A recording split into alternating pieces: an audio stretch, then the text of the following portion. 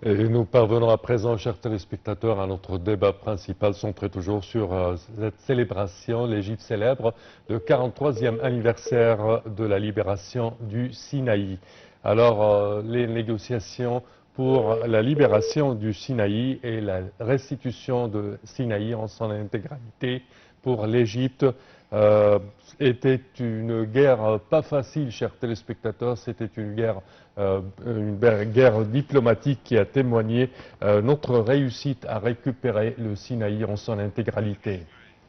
Et pour cela, chers téléspectateurs, et pour aborder ce sujet, nous aurons le plaisir d'accueillir au bout du fil son Excellence ambassadeur Hussein Haridi, ancien ministre adjoint aux Affaires étrangères. On essaie de le contacter, mais il me semble qu'il y a des problèmes dans cette communication.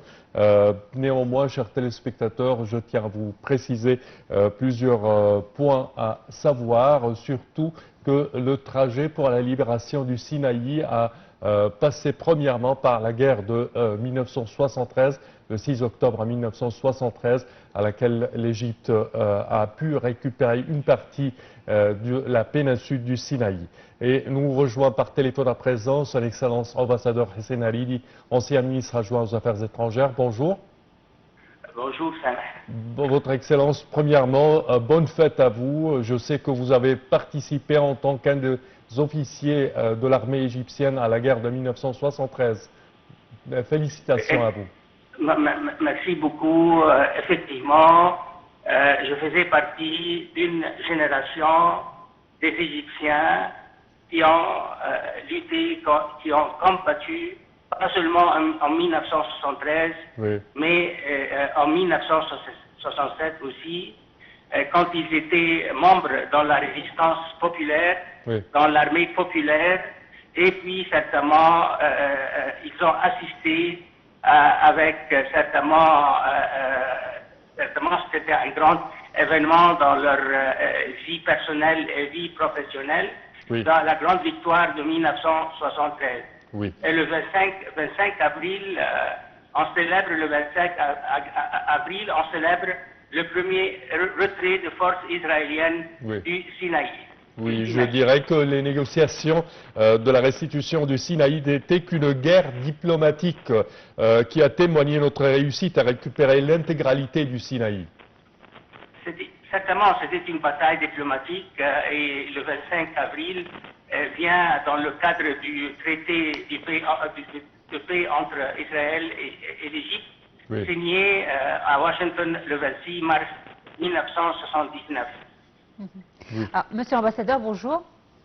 Bonjour, madame. Alors, tout d'abord, moi, en tant que citoyenne égyptienne, je suis reconnaissante pour tous les soldats, pour chaque officier et pour chaque personne qui ont contribué à la libération du Sinaï. Donc, de par ma voix, je vous dis merci d'avoir contribué à cela. Et d'autre part, j'aimerais savoir justement, j'imagine qu'en ce temps-là, il y avait deux joies. Il y avait la première lors de la fin de la guerre en 1973 et il y avait celle de 1982 lors de la libération ou de l'annonce de la libération du Sinaï. Vous, quelles ont été vos émotions de part et d'autre de cette célébration-là et de la deuxième ? La bataille continue en fait. Pour mon génération, on n'a fait jamais une distinction entre la cause égyptienne et la cause palestinienne ainsi que la cause arabe. Et aujourd'hui, en célébrant le 25 avril, l'anniversaire du 25 avril, on se souvient toujours que et à la lumière certainement de ce qui se passe à Gaza actuellement et en Cisjordanie. Oui, c'est vrai que c'est un même combat puisque effectivement, lorsqu'il y a eu les négociations pour la libération du Sinaï, certainement le président El-Sadat n'a jamais oublié la cause palestinienne et jusqu'à nos jours aujourd'hui, nous sommes concernés par cette cause palestinienne et le président Abdel Fattah el-Sisi, au cours de ses derniers voyages, l'a montré à plusieurs reprises.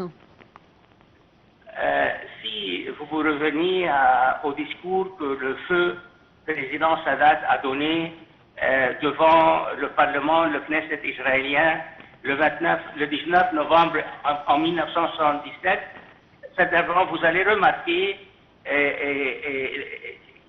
que le feu président a insisté sur les liens entre une paix entre l'Égypte et Israël d'un côté et la résolution de la cause palestinienne d'un autre côté. Même le traité de paix, le préambule du traité de paix entre les deux pays stipule cette relation entre la paix entre l'Égypte et Israël et la résolution du problème ou du conflit palestinien avec les Israéliens. C'est vrai. Monsieur l'ambassadeur, vous avez mentionné que le cours de cette guerre se poursuit jusqu'à nos jours, certainement avec la cause palestinienne. Mais selon vous, quels sont les grands facteurs de cette guerre à présent?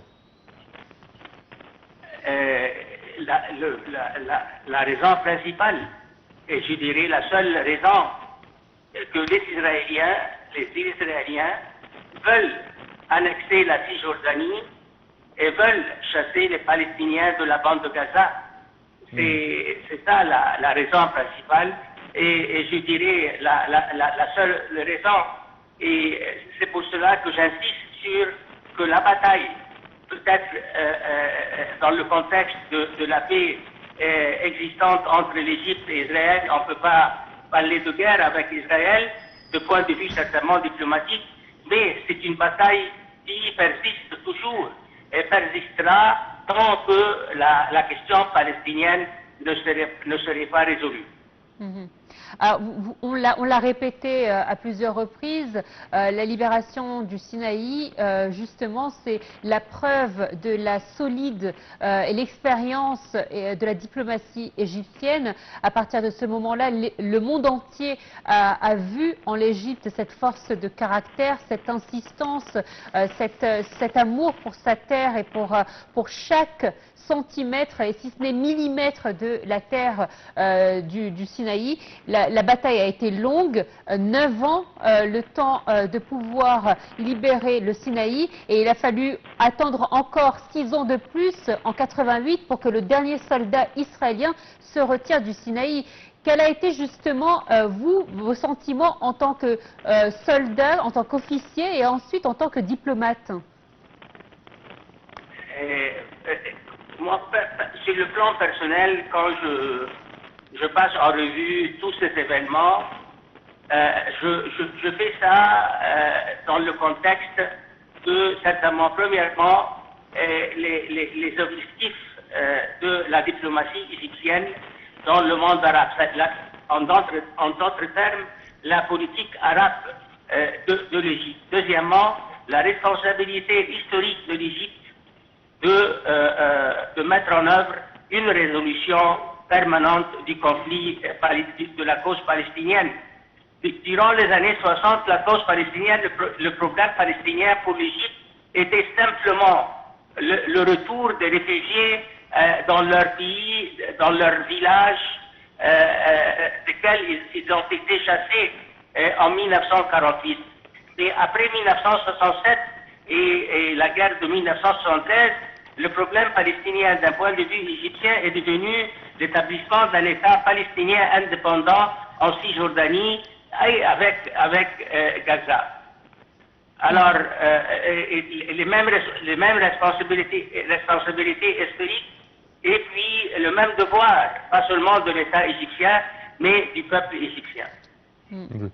Monsieur l'ambassadeur, quand on parle depuis 2014, on parle que l'État égyptien a adopté une vision globale pour le développement du Sinaï dans tous les domaines. Achever les projets de développement de la péninsule du Sinaï se trouve à la tête de l'agenda présidentiel.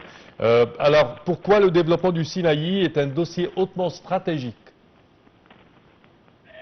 Certainement, le Sinaï comme vous le savez, c'est un grand espace désertique. Oui.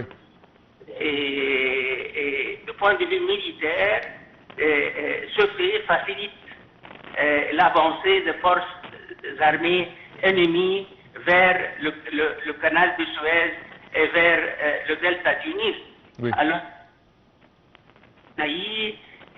développer le Sinaï, avoir une grande population là-bas, disons, entre 2 millions et 4 millions d'Égyptiens, certainement, ça facilite la défense du Sinaï en face de n'importe quelle menace militaire qui viendrait de nos frontières à l'est.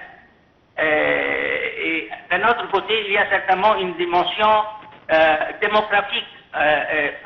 L'État égyptien, le gouvernement égyptien, certainement aimerait encourager les Égyptiens, la majorité des Égyptiens qui vivent tout au long du delta du Nil, d'aller soit vers l'ouest, soit vers l'est dans le Sinaï.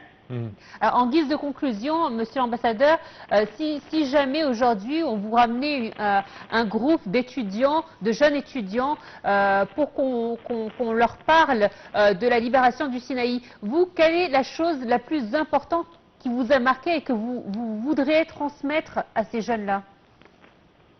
C'est ce sentiment que nous avons éprouvé durant notre jeunesse d'appartenir à l'Égypte et que l'Égypte et les causes chères au peuple égyptien devraient être toujours la cause principale de cette jeunesse d'aujourd'hui. Durant notre jeunesse, on n'a jamais pensé à nos avenirs personnels. On a pensé toujours dans le terme ce qui était bon pour l'Égypte était bon pour nous. C'est pour cela que durant la défaite de 1967, on n'a jamais dit qu'on ne ferait pas la guerre contre Israël. Mais on a insisté et nous étions encore, nous avions dans le temps 17 et 18 ans, imaginez-vous. Et alors, toute cette génération était déterminée à libérer le Sinaï de l'occupation israélienne. Voilà cet engagement, un engagement, je ne dirais pas un engagement personnel, mais un engagement à titre nationaliste, oui, qui toujours était notre motif principal. Votre Excellence, merci à vous d'avoir partagé avec nous ces souvenirs, ces moments d'émotion, cette partie de votre vie dont j'imagine vous êtes fiers et nous aussi, nous sommes fiers de l'avoir partagé avec vous. Merci à vous, votre Excellence ambassadeur Hassan Haridi, donc ancien ministre adjoint aux Affaires étrangères. Et tout de suite, je pense que nous avons terminé. Nous venons à terme de cette édition. Ne me dis rien, mais j'imagine que oui. Merci de votre fidélité. Profitez de ce long week-end de 2-3 jours. Sortez en famille, profitez du beau temps. Merci, Samer. Merci, Noah. Merci, chers téléspectateurs, et bon suite au programme.